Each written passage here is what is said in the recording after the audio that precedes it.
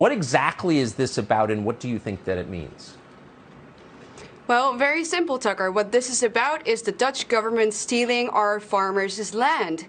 And they're doing this under the guise of a made-up nitrogen crisis. And that is basically going to put most of these farmers completely out of business. And thankfully, the Dutch farmers aren't having it. So they're going out on the streets, they're blocking distribution centers, they've blocked the high roads, they are fighting back. And they're right to do so. This is their life's work. They're really at their wits' end. They're devastated by what the government is doing. And, well, it's very clear that the government is not doing this because of a nitrogen crisis. They're doing this because they want these farmers' land, and they want it to house new immigrants. They also want it because the farmers are obviously standing in their way of the Great Reset plans that they have for us. So, yeah, farmers are hardworking, God-fearing, and especially self-sufficient people that are just standing in the way of their globalist agenda. And it's driving a lot of these farmers even to something like suicide. So, really, there's only one term that we can use for the things that our government under Premier Mark Rutte is doing right now, and that is communism.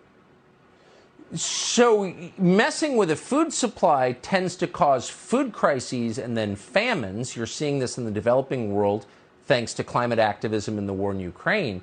Are normal Dutch citizens who aren't farmers worried about what happens when you shut the farms down?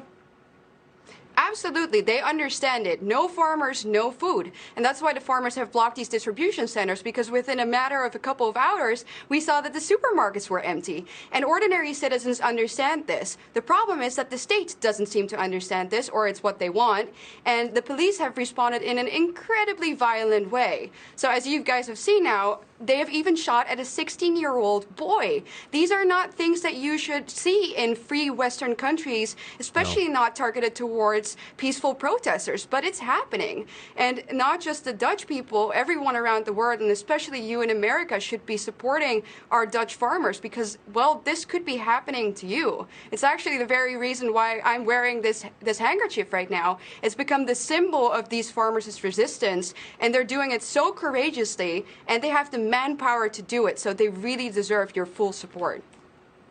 We should be worried about the big things, and the food supply is the biggest thing. So I appreciate that explanation. Eva Vardingerblik, thanks so much for joining us.